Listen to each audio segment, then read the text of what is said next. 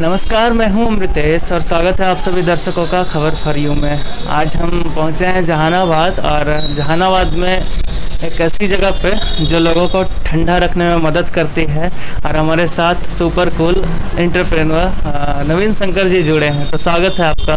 धन्यवाद अमृतेश जी आपका। और इस चुनावी समर में जो आप हमारे पास आए हैं, अच्छा लग रहा है आपको देखते हुए एक अलग अंदाज में, और कह सकते हैं आप एक लोकतंत्र का योद्धा हैं।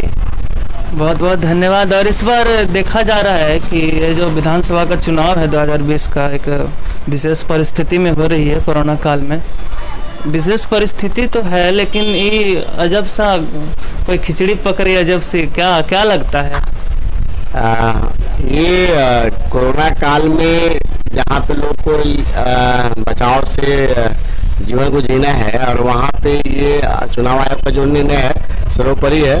परंतु जो वस्तु स्थिति है अभी इस त्योहार का जो मौसम है, जहाँ पे लोग अपने आराध्य देवी देवताओं का अनुसरण करते हैं, उस समय में उनको उन चीज़ों से वंचित रख करके, और चुनावी जो दौर है इसमें वो सारी चीज़ों को सिर्फ कागजी देखते हैं। हमको लगता है कि चलो उनके लिए सोशल डिस्टेंसिंग है, परंतु बाकी राजनीति के अगर हिसाब से देखें तो कहीं भी उसका पालन नहीं होता है। बेधड़क लोग घूम रहे हैं, और जो खिचड़ी पक रही है वाकई डिफरेंट है।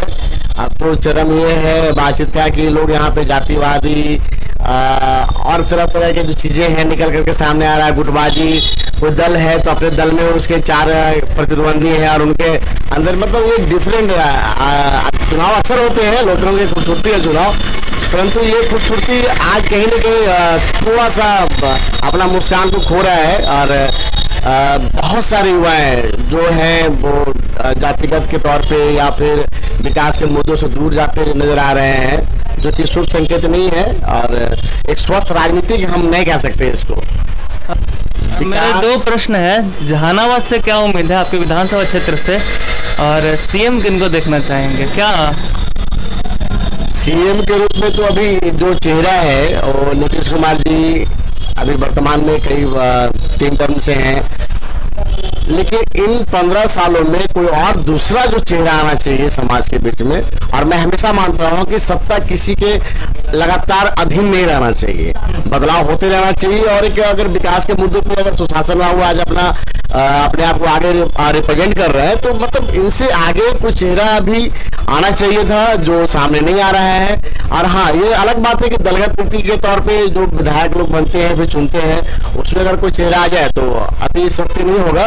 परंतु मेरा जो आकलन है जहानाबाद विधानसभा को लेकर के, इस बार जो भी कैंडिडेट है, एक शिक्षा मंत्री के तौर पे हैं कृष्ण वर्मा जी, और एक पहले अल्पकालीन समय के लिए जो सुदय जी आए हैं उनका वो भी, और सुदय जी भी सक्रिय रहे हैं राजनीतिक में और काफी लंबे समय से पिताजी के विरासत को लेकर आगे बढ़े हैं, लेकिन इस दौर में कभी हमेशा कैंपेन करते नजर आए हैं। शिक्षा मंत्री जी हैं, और कुछ जो इनके कार्यशैली से लोग क्षुब्ध हैं, थोड़ी सी समस्या उनको पैदा कर रही है।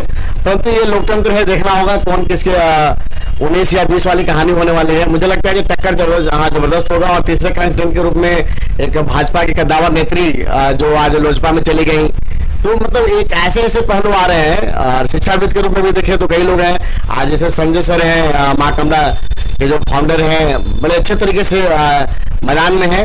लेकिन अब जनता जनार्दन, एक सीधा सवाल है, आप सीएम के रूप में किसको देखना चाहते हैं? आप युवा हैं, एक ऐसे जो विकास को लेकर आगे बढ़े और सिर्फ कागजों पे कार्रवाई और कागजों पे खूबसूरती ना दिखे। नीतीश जी हैं, अच्छी बात है, परंतु विकल्प चाहिए। आपको विकल्प चाहिए? बिल्कुल चाहिए। इससे राजनीति से इतर एक सवाल कि अभी लॉकडाउन था, सभी बिजनेस में बहुत घाटा हुआ है सारे लोगों को। सरकार की तरफ से क्या किया गया है कि आपको बिजनेस में जो घाटा हुआ है उसकी कुछ भरपाई हो सके? मैं भी एक व्यवसायी हूँ, और जो हमारा व्यवसाय है खास करके जो आइसक्रीम सेक्टर का, यह प्रति वर्ष एक समय जो होते हैं, जो दशहरा और दीपावली कहते हैं, उस पर्व के बाद हमारा ये बिल्कुल अपने निम्नतम आपका स्तर पे चला जाता है। और जो सेल्स अगर 100% में देखें तो 90% खत्म हो जाता है, और 10% ये चलता है मार्च तक। लेकिन पिछले वर्ष की अगर बात करें तो दुर्गा पूजा के जस्ट बाद दंगा हो गया, उसमें काफी नुकसान हुआ इस सेक्टर वाले को। और ये एक उम्मीद पे चलता है कि चलो मार्च आएगा, उसके बाद हमारा वो सीजन आएगा तो हम उसकी भरपाई कर पाएंगे। परंतु मार्च में आते ही फिर से हमारा ये जो आपदा है कोरोना के रूप में वो हाजिर हो गया, और वो लंबे समय तक रहा। जब अब हमें छूट मिली है अपने दुकानदारी को आगे बढ़ाने को लेकर के, तो हम उस हालात में है जहां 1 से 1.5 महीने के अंदर भरपाई हम कतई नहीं कर सकते हैं उसको, जो कि अब फिर से दशहरा आपका पर्व है, इसके बाद खत्म हो जाएगा और फिर से हम लोग मार्च का इंतजार करेंगे। मतलब अगर इस सेक्टर की बात करें तो पिछले मार्च तक अगर देखेंगे तो 1.5 साल हमारा कंप्लीट हो चुका रहेगा, और ये 1.5 साल नुकसान का रहेगा। अब इसमें भरपाई करना बहुत ही नामुमकिन है। और सरकारी तौर पे देखें तो जो मोदी जी ने अपना लाया है कोरोना काल में, जो बैंक से जो सीसी जितना होता है उसका 10% देते हैं, तो वो एक सही नहीं होगा। और मतलब सही नहीं इस अर्थ में होगा कि उससे वो ज्यादा कुछ अच्छा नहीं कर पाएंगे। फिर से एक मार्च में हम जैसे सेक्टर वाले के लिए एक नई पूंजी लेके बैठना होगा, तब वो जाकर के फिर से व्यापार को शुरू कर पाते हैं। और अगर कोरोना काल का अगर यही तक हम मान के चलें कि वैक्सीन आ जाए और मार्च के बाद हम लोग सही हालात में रहेंगे, तब एक उम्मीद बनती है। अन्यथा यह सेक्टर बहुत ही बुरे दौर से गुजर रहा है। ऐसे में सरकार से कुछ उम्मीद रखते हैं? जनता जनार्दन का तो ईश्वर होते ही हैं, लेकिन हम लोग जो है बैठाते हैं पद पे, और जिस लेवल पे मुख्यमंत्री हो चाहे प्रधानमंत्री हो, इन दोनों से उम्मीदें हमेशा होती है। मैंने कई लोगों को, ऐसे लोगों को देखा है जो एक अच्छी इनकम कर रहे थे, परंतु आज इस दौर में जैसे हमारा वेंडर जितने हैं वो आज सब्जी बेच रहा है तो कोई कुछ कर रहा है, क्योंकि हमारे यहाँ तो काम है नहीं जो हम उनको रख पाएंगे या दे पाएंगे। तो उम्मीदें तो सरकार से ही है। अब हमने उनको चुना है और हम जो सारी चीजें उम्मीदें जो है उनसे बांध रखे हैं। अगर नहीं करते हैं तो ये एक बहुत बड़ा गैप बनेगा। युवा बेरोजगार तो संख्या में रहते ही हैं, जिनके क्योंकि वैकेंसी बहुत सारे अभी नहीं आई हैं, तो उन लोग हैं। तो एक नए तरह का बेरोजगारी फिर से पनप रहा है, और इसको मद्देनजर से सरकार को देखना चाहिए, इसके लिए खास पहल करनी चाहिए, और ये जमीनी स्तर पे हो, ऐसा कुछ हो। चलिए, ये थे हमारे साथ युवा उद्यमी नवीन शंकर जी।